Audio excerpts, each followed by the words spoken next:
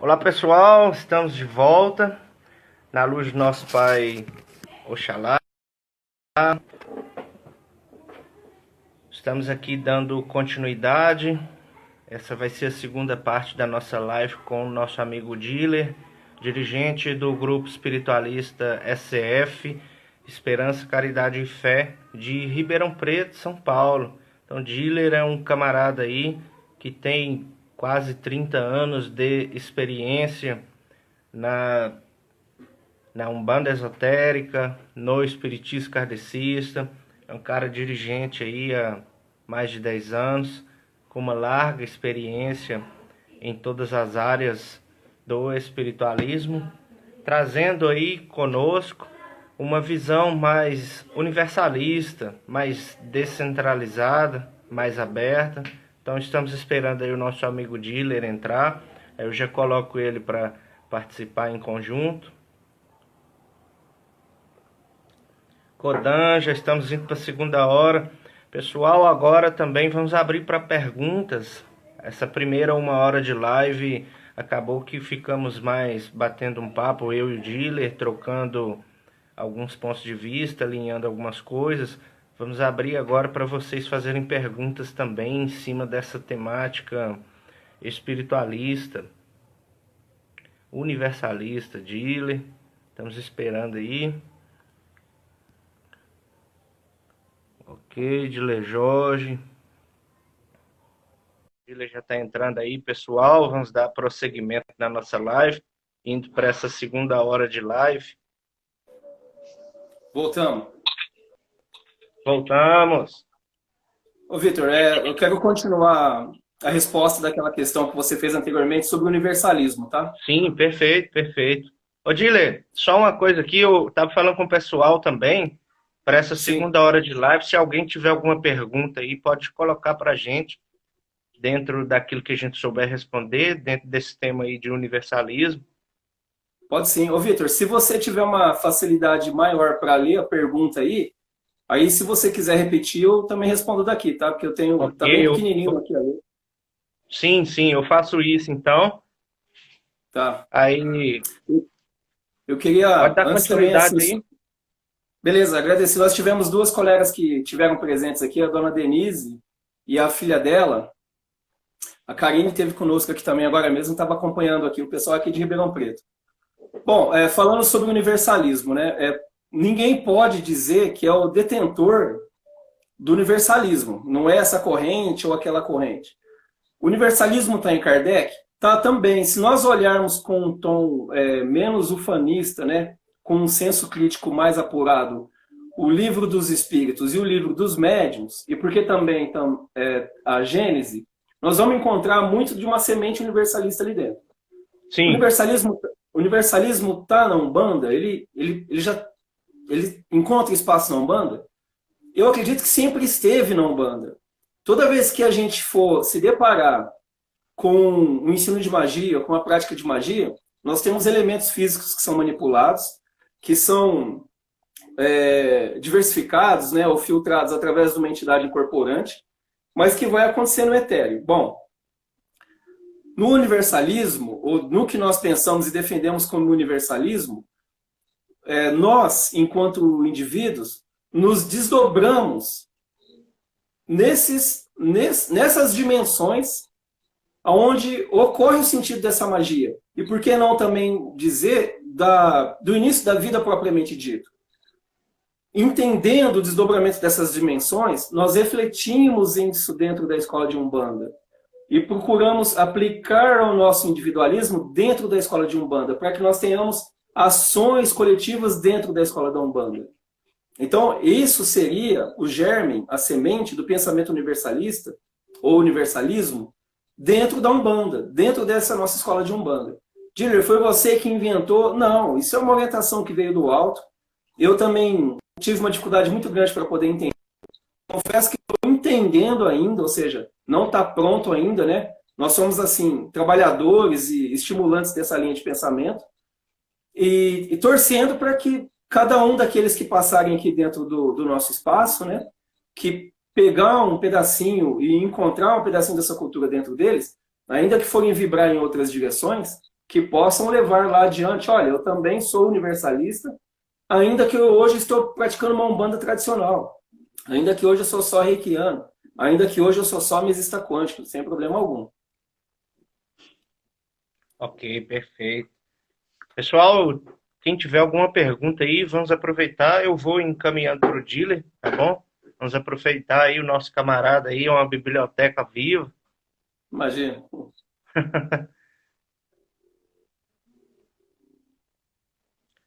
Ô, dealer, eu quero fazer uma pergunta bem específica para você.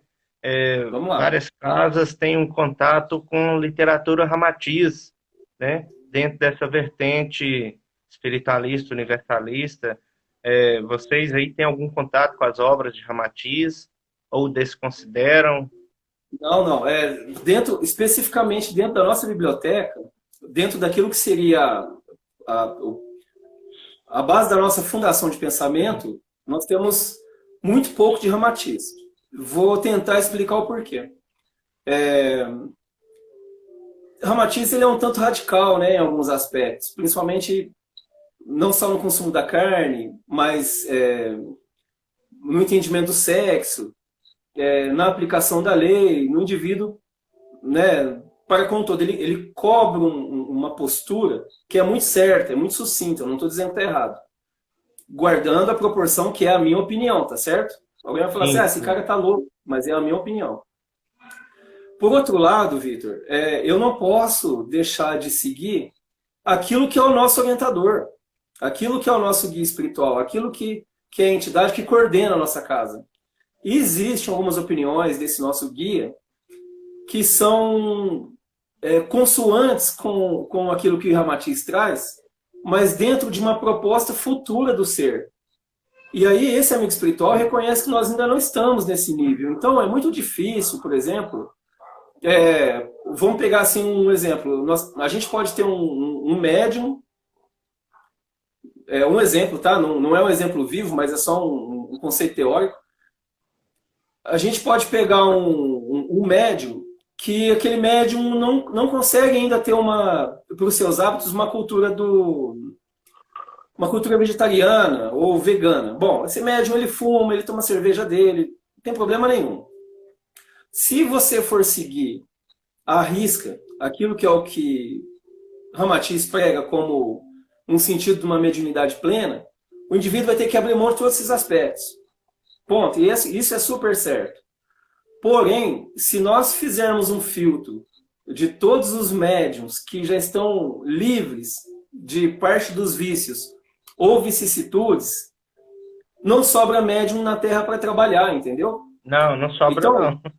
não sobra, cara. Então, assim, ó, o que Exu fala pra gente, por exemplo? Cara, você tá com vontade de comer um bife? Come. Melhor você comer do que depois eu não conseguir incorporar em você, porque você está pensando no bife que você deixou de comer, entendeu? Não é necessariamente isso que vai te atrapalhar. Até porque hoje em dia tem todo um respeito, né, no tipo de consumo. Bom, mas sim, precisa fazer um esforço para a gente se livrar de alguns costumes primitivos? Sim. Primeiro a gente vai se livrar desses costumes primitivos para depois a gente praticar a nossa mediunidade? Não. Então Não, vamos tentar fazer as duas coisas ao mesmo tempo. Vamos nos educar na mediunidade para a gente abrir mão dos costumes primitivos. Porque se nós não tivermos a mediunidade como um apoio, provavelmente o primitivismo vai voltar a ser mais forte. Entendeu? A gente provavelmente, o primitivismo vai voltar a ser mais forte na gente. E a gente vai ter um pouco de trabalho depois no futuro. Mas é muito bem-vindo. Nós temos colegas ali dentro que já traz a cultura de Ramatiz. Na escola onde eu iniciei na Umbanda, o meu mestre anterior tinha toda a literatura, ainda tinha princípios de Ramatiz dentro da escola, porque é o fundamento esotérico também. Não está dentro da nossa escola porque eu preciso seguir aquilo que o orientador fala. Por hora, sim. o orientador não nos abriu espaço e eu não sou bobo de brigar com ele por conta disso. Eu não posso teimar. Já está aparecendo alguma pergunta? Sim, tem Kodan, terapeuta, falando assim, tem hora que eu incorporo que começa besteiras na minha mente. Bom, isso é normal, né? A gente não consegue, apesar das tradições orientais, algumas, falar aquela máxima esvaziar a mente. Eu não sei se isso é possível. O que você acha sobre isso, Dile? Eu acho que quando a gente está numa casa, por exemplo, vamos fazer uma ideia aqui. Nosso grupo anteriormente chegou a ter 18 pessoas. Hoje o nosso grupo tem 2, 3, 4, porque a gente já está fazendo. Como a gente está com o problema da pandemia aqui em Ribeirão Preto, a gente está atendendo só alguns casos emergenciais. Mas ainda que nós temos 4 trabalhadores físicos na Terra, em média a gente tem de 40 a 60 entidades trabalhando na casa como um todo. Tomando conta, vibrando, enfim. Quando você tem vários médiums dentro de uma corrente, por mais que você tenha ali uma conduta da sua linha de pensamento, você não está livre de ser bombardeado pelo pensamento do médium que está do lado. E nem tampouco de algum consulente que está na corrente. Não, Tá não. certo. Verdade. Né? O médium, ele há de se vigiar melhor? Sim. Mas essa vigília precisa ser um ato constante, né? Ele não consegue naqueles 15 minutos de concentração. Não. Então, ainda assim, o médium mais experiente, vamos dizer, médiums que já têm uma idade significativa de lida de alguma casa kardecista ou de um bandista, não está livre de sofrer essa interferência. Esse médium, porém, com mais experiência, consegue filtrar essa interferência, dar o devido destino, se é algum espírito que deseja se manifestar, ele mesmo orienta, sem precisar fazer com que isso passe por uma incorporação, e imediatamente ele volta dentro do sentido do sagrado e do divino dele ali. Mas assim, isso é muito comum, quer dizer, não tem ninguém que está imune a esse tipo de ocorrência. A gente precisa, lógico, em virtude dessas ocorrências, não entender também que, por serem comuns, elas precisam ser usuais. Quando Sim, acontece, é também para nos chamar a atenção. sim.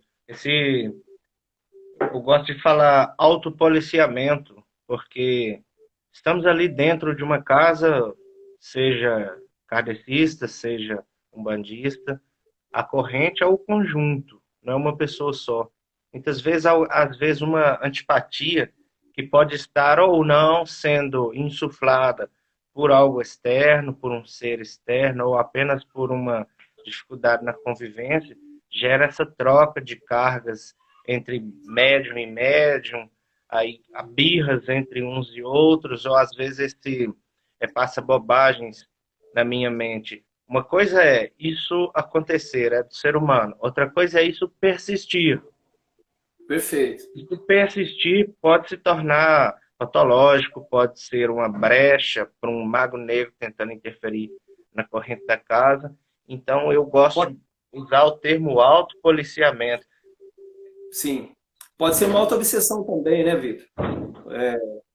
O indivíduo ainda com sentidos perversos no coração acaba permitindo com que o pensamento tome forma. Até porque o pensamento vem de várias direções, né? Tem um ambiente externo que nos cerca, mas tem também muito do resultado do nosso inconsciente. Quero só, concluindo essa resposta, em algumas experiências que nós fizemos na nossa casa, num dos locais onde nós estávamos habitando, a energia da casa, Vitor, foi medida em 4 quilômetros quadrados e 2 quilômetros para o alto. Ou seja, então a energia da casa estava em 4 quilômetros ali numa horizontal e subia para 2 quilômetros. Imagina o tanto de mente, de pensamento que tem dentro de 4 quilômetros. Entendeu? Sim. Nessa nossa última experiência, a gente estava a 800 metros de um pronto-socorro. E era muito, cara, é muito forte, assim, era muito forte na nossa gira de Umbanda, na sexta-feira, o trabalho começar e ele precisar parar para atender essas emanações que estavam vindo de doentes que estavam dentro de um pronto-socorro. Aí você fala, pô, mas por que esse pessoal não vem na casa espírita? Porque o sofrimento está lá. Então, se nós somos bombardeados por esses pensamentos, imagina pensamentos de pessoas que muitas vezes estão mais próximas ali. Nós somos bombardeados por aquele colega que está impaciente. Pô, até 1 hora eu ainda não fui atendido. Nós somos bombardeados por aquela pessoa que muitas vezes está ali na gira, mas o companheiro ou a companheira está mandando mensagem o tempo todo e ele não está conseguindo manter a vibração dele ali. Nós somos bombardeados pelo colega que não conseguiu ter a garantia que os seus filhos ficaram bem para que ele pudesse ir na gira.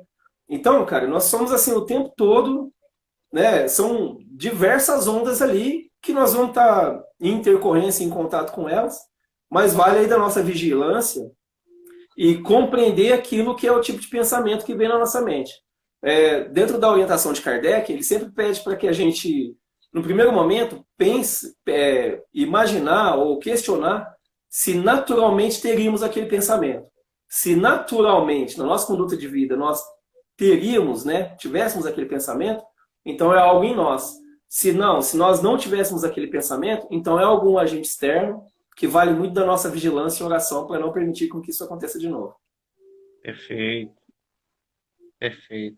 Pessoal, eu vou pedir de novo que, se vocês quiserem estar enviando perguntas para a gente, vou estar encaminhando para o Dile, aproveitar que ele nos deu a honra aí dessa segunda hora de live, tá bom? Especificamente em relação a isso, Dile, você falou aí que às vezes precisa chegar a parar atendimento para saber lidar com essas energias. O que de maneira prática é feito para vocês lidarem com isso? Acontece assim, a nossa gira, diferente de outras casas, Vitor, não é assim, por exemplo, numa sexta passa caboclo, na outra sexta passa preto velho, na outra sexta passa criança, na última sexta passa Exu. Nós nunca deu certo fazer o nosso rito dessa forma. Como que acontece? Durante ali o que nós vamos vibrando, durante aquilo que cada médium vai pensando, né, aqueles médiums que às vezes têm um compromisso dentro da linha da Umbanda, na linha de incorporação, vai vibrar em cima do médium, ou vibra na psique do médium, o padrão de entidade que vai ser comunicada naquele momento. Bom, mas invariavelmente passa mais guardião. Talvez por esse momento do planeta que nós estamos passando agora, você tem mais Exu na Terra para poder trabalhar as almas e as mentes. Mas já aconteceu, por exemplo, do atendimento estar ocorrendo, a entidade perceber que a vibração da corrente caiu, não por culpa dos médios, mas porque está vindo outras vibrações externas. Então ele solicita, até de uma forma bastante educada, que o atendimento aos consulentes que estão presentes na casa seja pausado, porque ele vai permitir ou pedir com que outras entidades auxiliares vão buscar lá fora esses irmãos desencarnados e desgarrados da lei que estão trafegando ali naquele momento. Esses irmãos são recepcionados, muitos não dão incorporação, são todos juntados dentro de uma, vamos dizer assim, um invólucro de pensamento positivo e são imediatamente encaminhados ali para os hospitais da espiritualidade. Dito isso, a entidade volta na mesma linha de vibração anterior para dar sequência àquele atendimento.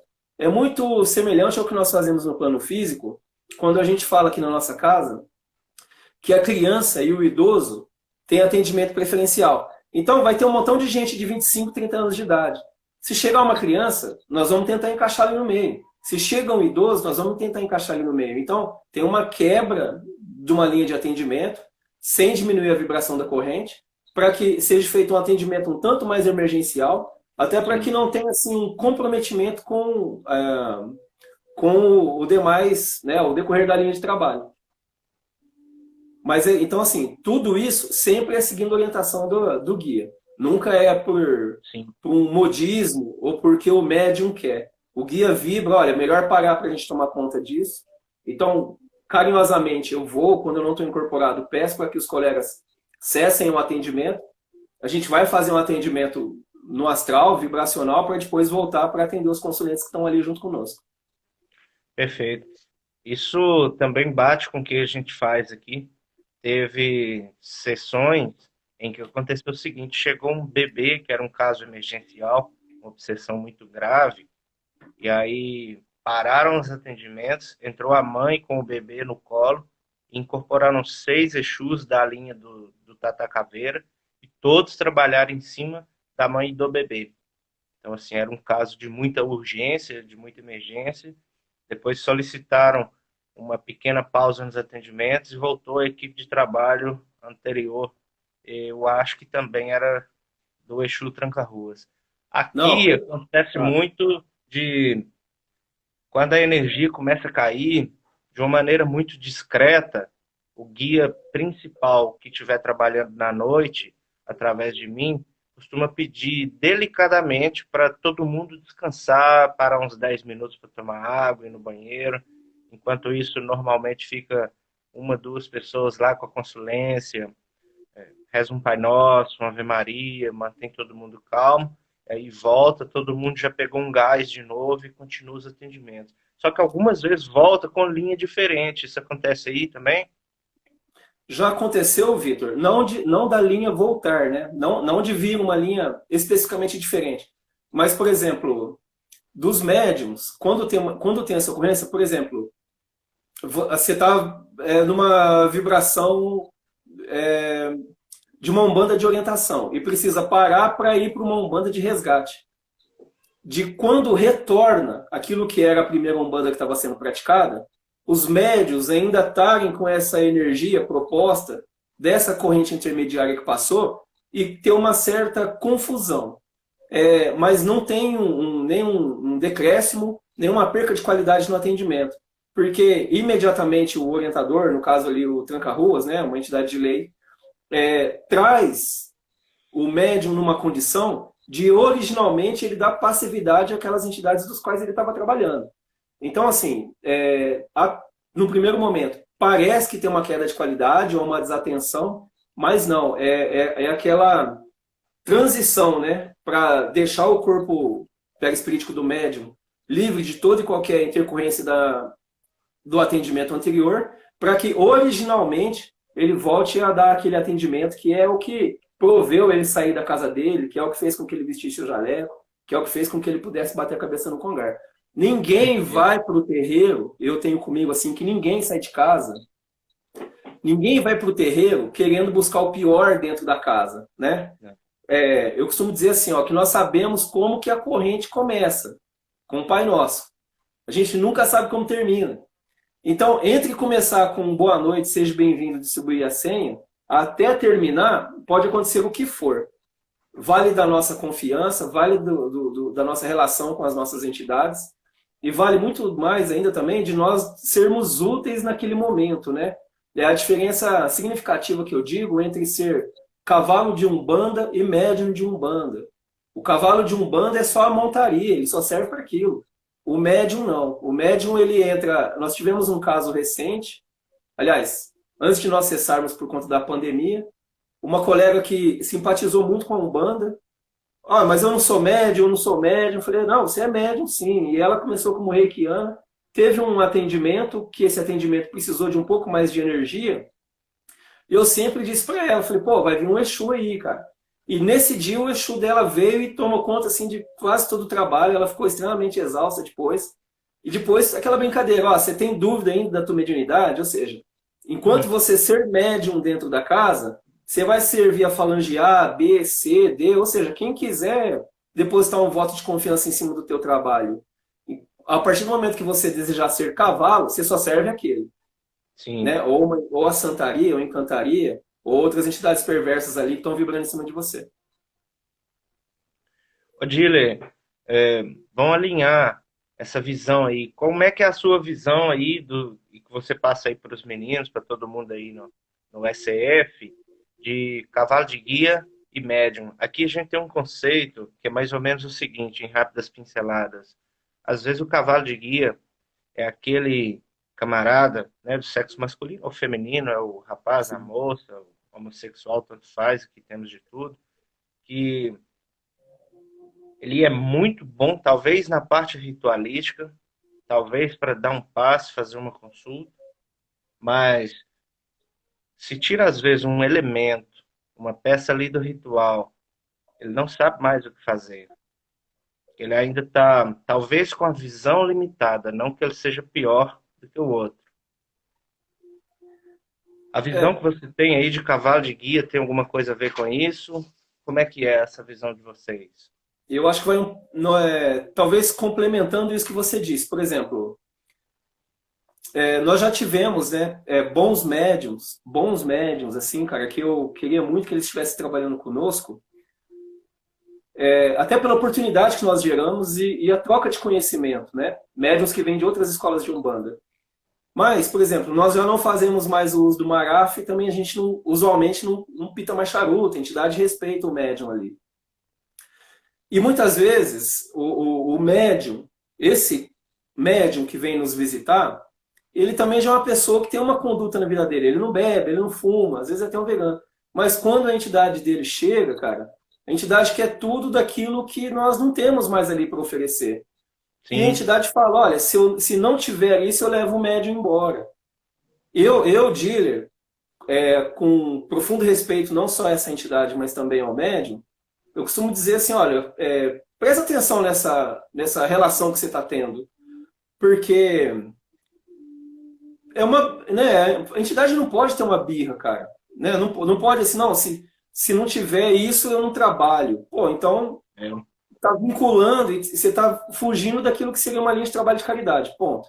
Se o médium Mas se exigir muito, pode ficar desconfiado, né? Perfeito. Se o médium aceita isso de uma forma passiva, ele aceita qualquer outra coisa que a entidade vai falar para ele, cara. Entendeu? Que a entidade vai vibrar para ele. Já aconteceu de nós termos médiums, não só nos nossos grupos de estudo, mas também tentando vibrar dentro da nossa corrente ali. E eu falo, pô, isso aqui é uma pequena apostila, vamos trocar ideia. Não, a minha entidade falou que não é para eu estudar, que ela vai me ensinar tudo. E tá, e o que a sua entidade te trouxe de conhecimento, né? Ele pode ser colocado à contraprova, a gente pode trazer isso à luz da razão? Não, a entidade não gosta. Pô, então, cara, procura reverberar de novo aí para saber o que está vibrando em cima de você, cara. Porque, infelizmente, Vitor, infelizmente, eu conheço histórias aqui, cara, de pessoas que são médiums ou foram médiums, assim, excelentes, cara. Uma capacidade de concentração, uma tipificação do trabalho fora de série.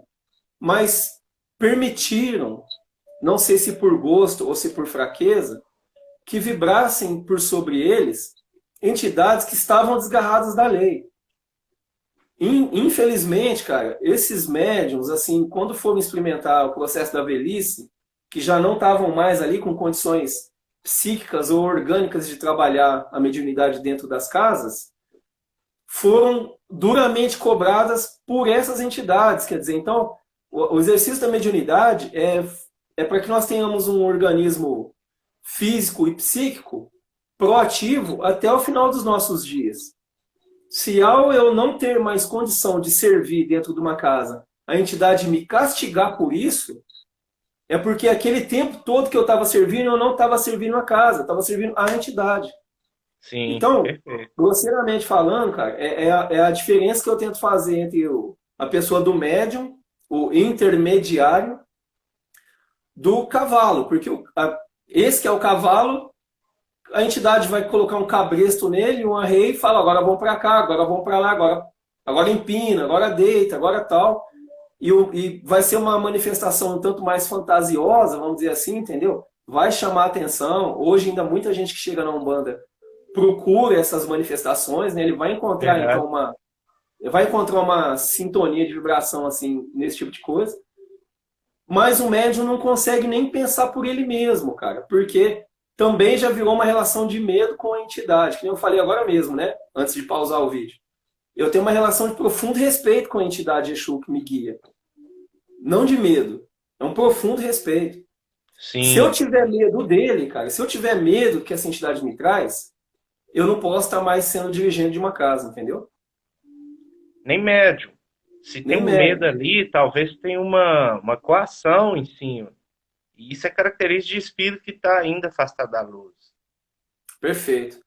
Ainda assim, o fato de nós termos essa relação relativamente positiva não nos impede, e agora é uma opinião minha também, e até os colegas que vão estar ouvindo aí podem refletir a respeito disso, o fato de nós estarmos debaixo de uma vibração positiva, né, de entidades que estão buscando nos guiar no caminho do bem, nós não podemos virar as costas se um dia, dentro da casa, estou dizendo aí dentro da proposta de uma casa, da proteção de uma casa, vier vibrar sobre nós uma entidade que não está na lei.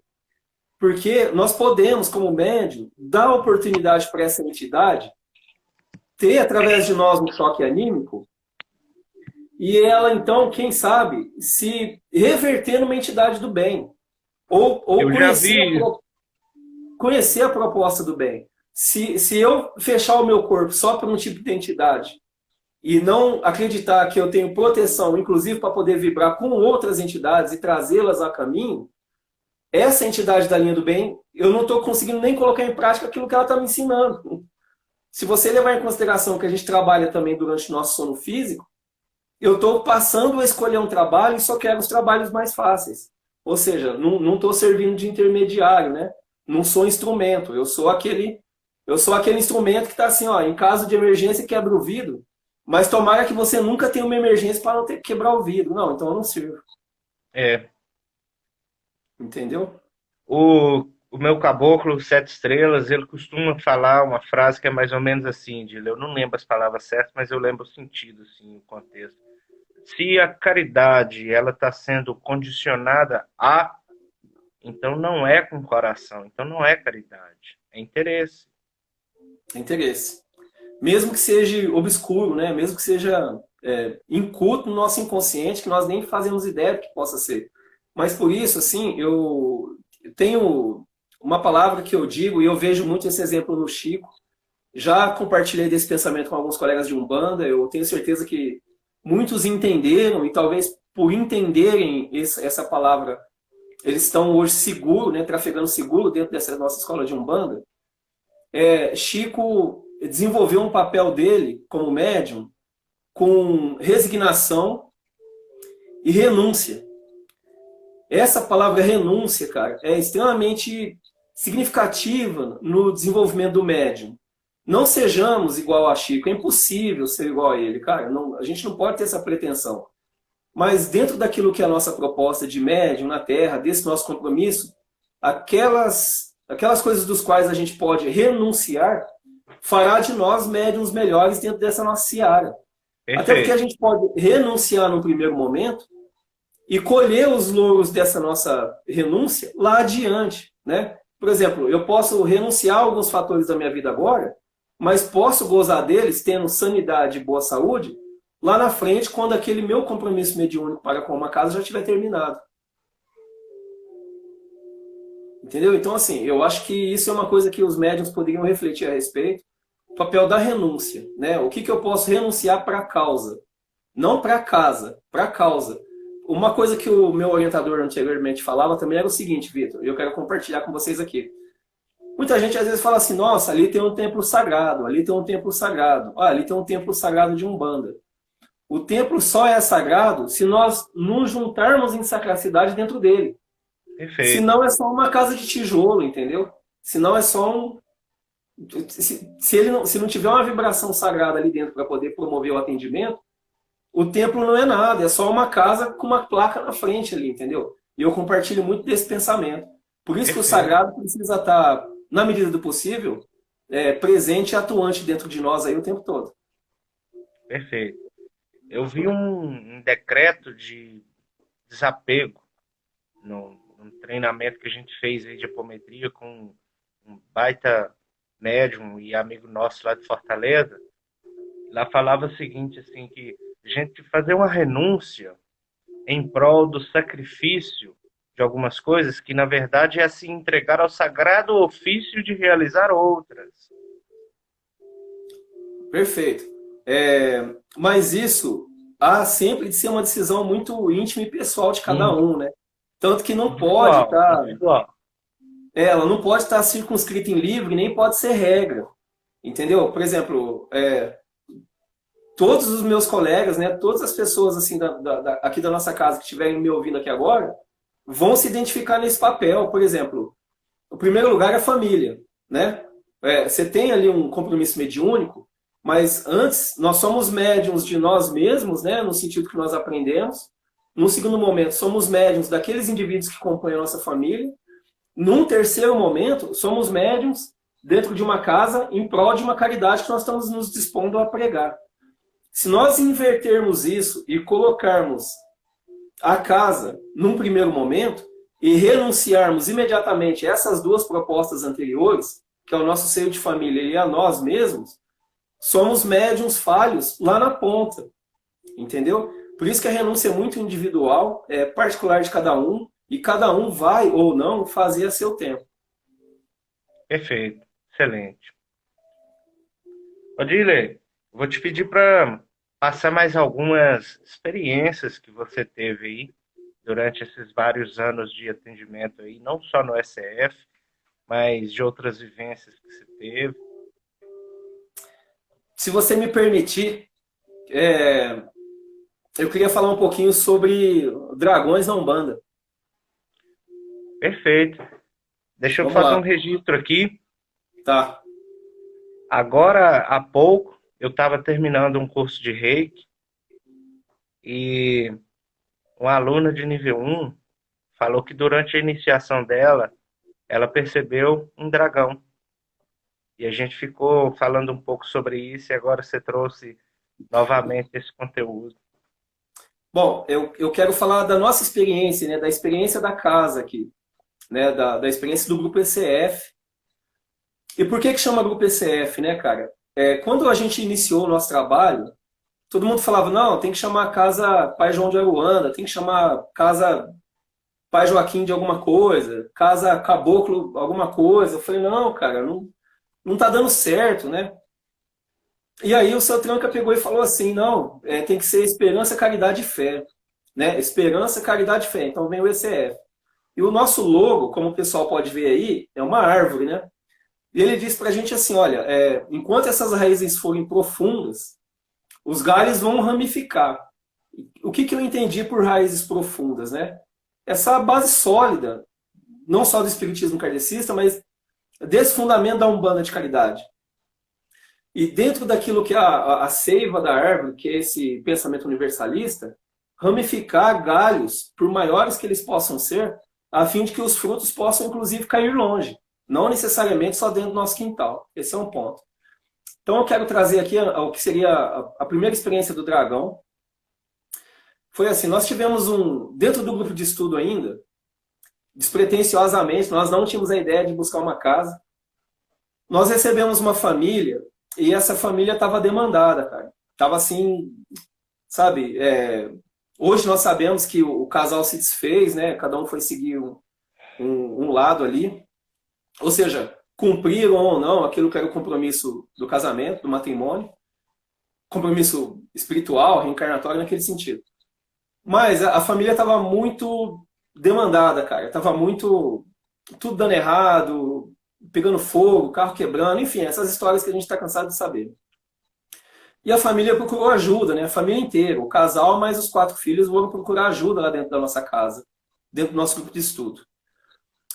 Nesse dia, que foi um sábado, mais ou menos umas 17 horas, o seu Tranca-Rua pediu permissão, deu passividade, deu algumas orientações para alguns médiuns que estavam presentes, pediu para que pudesse abrir um pouco mais de espaço, fez com que eu fosse até onde nós tínhamos uma troqueira adaptada, um ponto de força adaptado, para fazer uma vibração.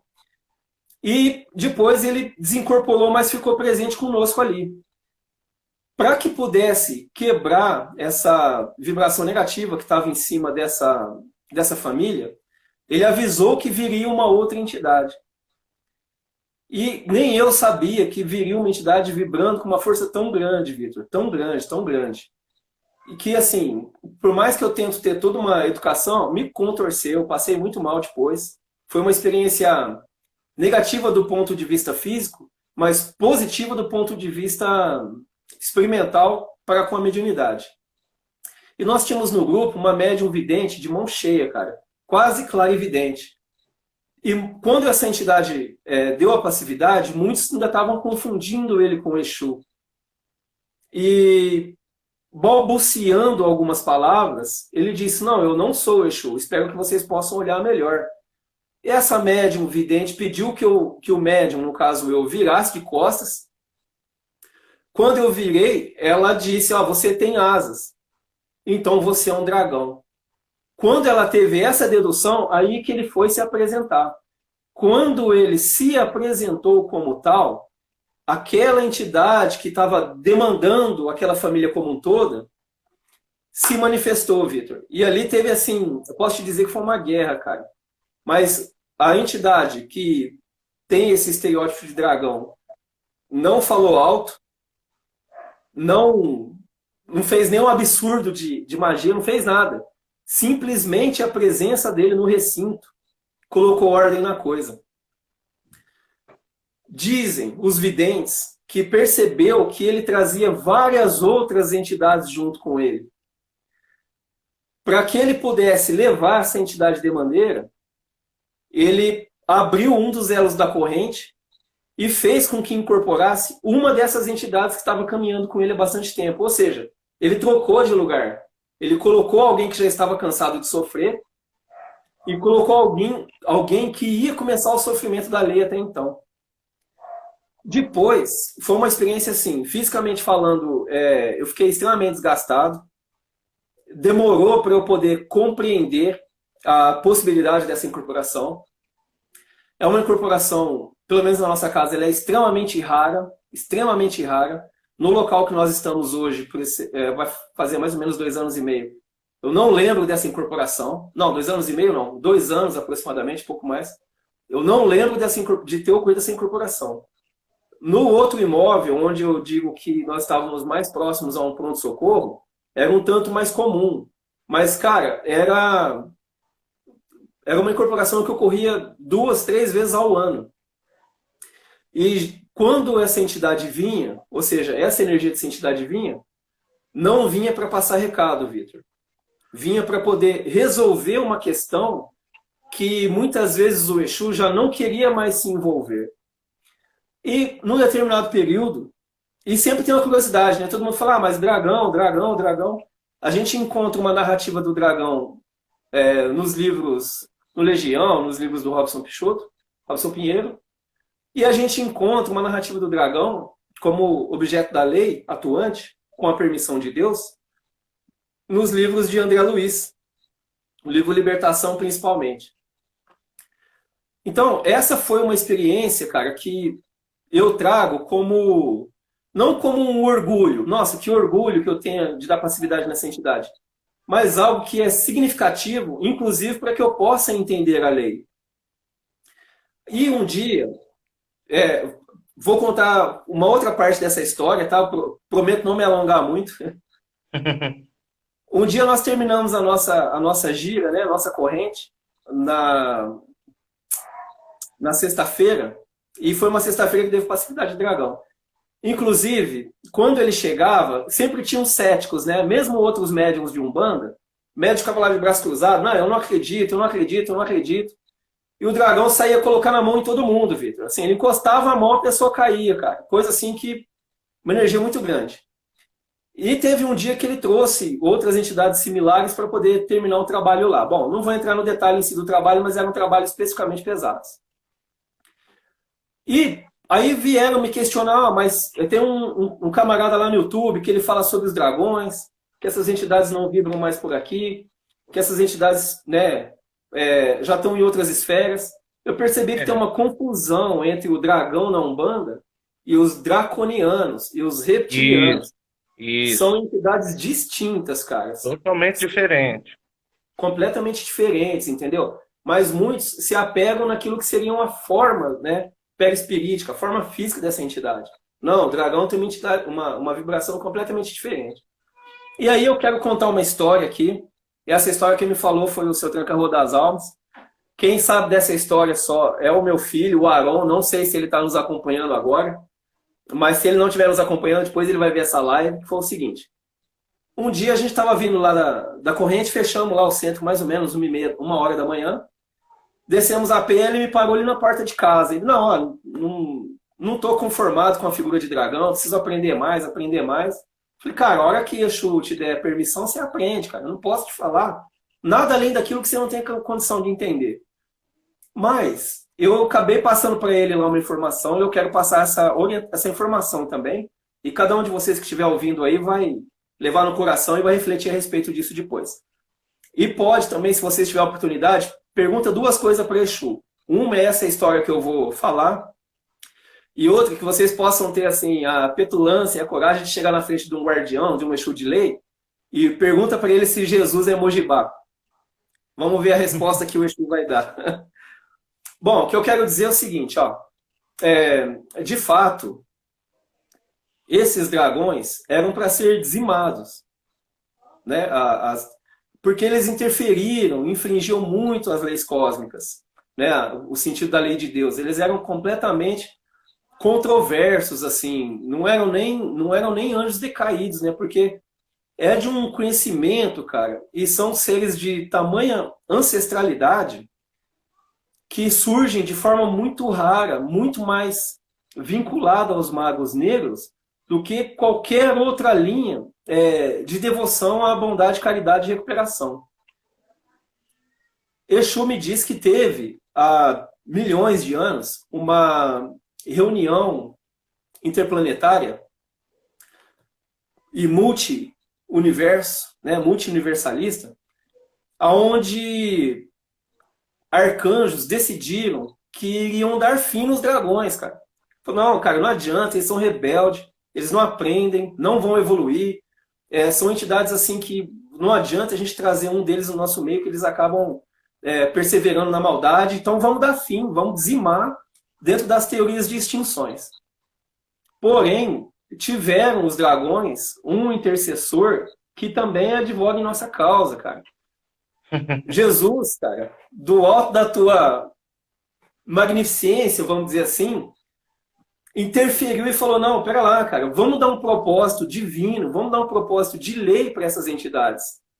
Melhor do que nós dizimá-los, eles, porque eles não aprendem nada, vamos deixar eles desempenhando um papel que é muito mais comum a eles do que qualquer um de nós. Vamos nos ocupar de outras coisas e vamos deixar os dragões tomando conta de outros rebeldes, tanto quanto eles lá.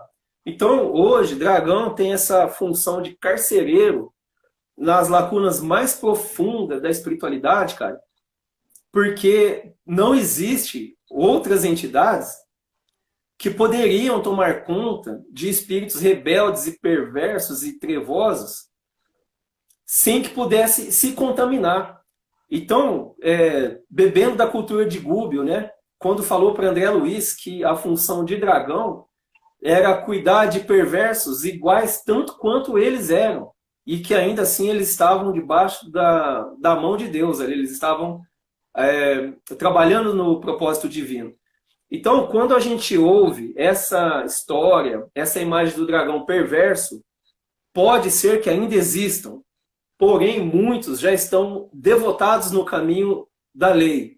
Se não estão completamente convertidos na plenitude de Deus, também já não são mais facultados a trabalhar o mal, né, diante da psicosfera de magos negros. Essa é a entidade dragão que vibra aqui, não no nosso terreiro, né, vamos dizer assim, mas quando existe uma demanda potentosa, do qual o seu tranca-rua, do alto que ele está, ele prefere não descer mais e nem nos comprometer, ele abre passagem para que essa entidade magnífica venha e faça um trabalho fora de série. Vitor, muito séria, muito reta, não fala muito, não manda recado, vamos dizer assim.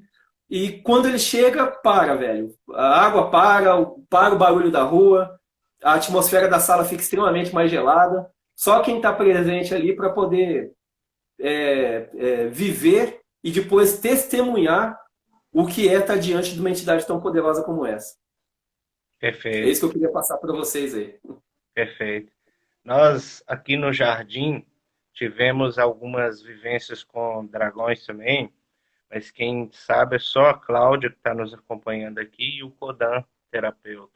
Então foi quando fizemos o curso de apometria, nós três, com o médium lá de Fortaleza, tinha um dragão desses dragões guardiões, que se manifesta em pé, com asas, com armadura, espadado, totalmente em silêncio, apenas a atmosfera da sua presença harmonizou o ambiente energético, até mesmo porque num curso para aprender a lidar com a magia, como é a apometria, para saber lidar com magos, sofremos diversas interferências, diversos ataques. Então Sim. Ele esteve ali nos guardando, nos dando essa salvaguarda, nos dando essa proteção e apenas em silêncio. Desapareceu, voltou algumas horas depois e no outro dia, depois eu não tive mais contato com eles. Em Reiki, especificamente, eu já tive umas 3 experiências com dragão. Um não falava, um passou uma mensagem e um só apareceu e saiu. Mas quando eles chegam, é porque o nível de assédio está absurdamente mais alto que os próprios guias de Umbanda preferem pedir ajuda. E nem Perfeito. sempre quem vai ajudar são os arcanjos, são os orixás, guardadas as devidas reverências a todos, mas tem trabalho que é a outra polaridade que ele vai saber controlar. Até mesmo porque Sim, sim. eles têm conhecimento de causa, porque um dia já foram assim. É bem isso mesmo. Tanto que, é, se você me perguntar assim, ah, mas é uma experiência, uma incorporação que você sente saudade? Não. Porque se tiver de novo, porque alguma coisa está acontecendo de errado, entendeu? Sim, Alguma coisa especificamente aqui na nossa região, ou especificamente alguma energia na nossa casa, não necessariamente da casa, mas de alguém que está ali para passar por um atendimento. Mas assim, é algo extremamente desgastante. Depois que ele vai, encerra o trabalho, entendeu? Não tem esse lance de, não, vamos dar continuidade, não. Ele vai, acaba, cada um para sua casa depois, e fica 2, 3 dias ali no processo de recuperação físico, alimentar, hidratação, e controlando a psique, né? Procurando, se ficou algum resquício, apagar tudo aquilo que foi a experiência de semividência, né? Aquilo que a nossa mente se permitiu ver do tipo de trabalho que ele estava fazendo lá, para que não sejamos tentados a repetir o tipo de trabalho. Nós não temos essa estrutura. É isso que eu queria perfeito. trazer assim como uma experiência, cara. E são entidades assim que não respondem à evocação, né? Porque por mais que hoje eles estão à margem da lei, eles entendem que tem uma lei e entendem que estão assim subjetivados, né, circunscritos à própria lei. E com o tempo certo, de acordo com a evolução dos mundos, eles também vão ter uma oportunidade de evolução.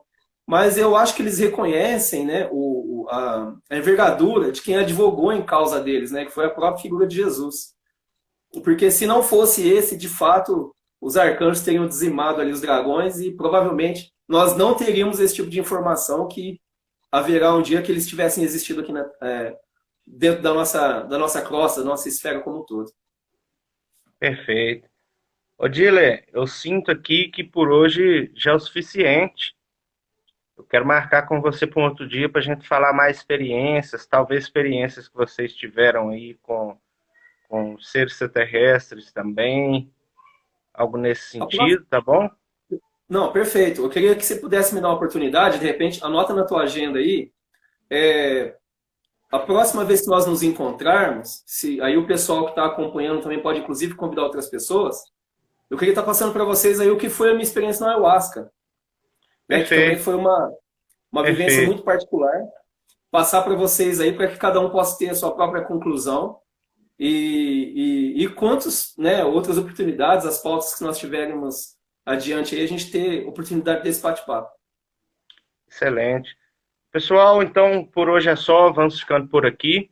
Já são quase 2 horas de live. Agradeço, Diller, pela disposição aí de estar desprendendo seu precioso tempo para estar respondendo nossas perguntas aí, nesse bate-papo que, pelo menos para mim, foi muito agradável.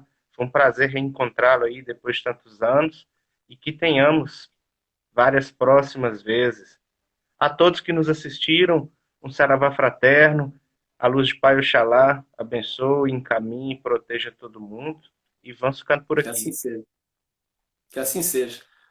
O agradecimento, né, a paciência de todo mundo que esteve conosco até então, Vitor, e que a gente possa estar junto em outras oportunidades. E quem sabe a gente possa também, se não em 2020, no próximo ano, a gente ter um encontro físico, né? Ou eu vou para aí, ou você vem para cá, pelo menos para a gente vibrar um dia junto em meditação. Valeu, meu Perfeito. irmão. Um abraço. Tchau, Axé. tchau.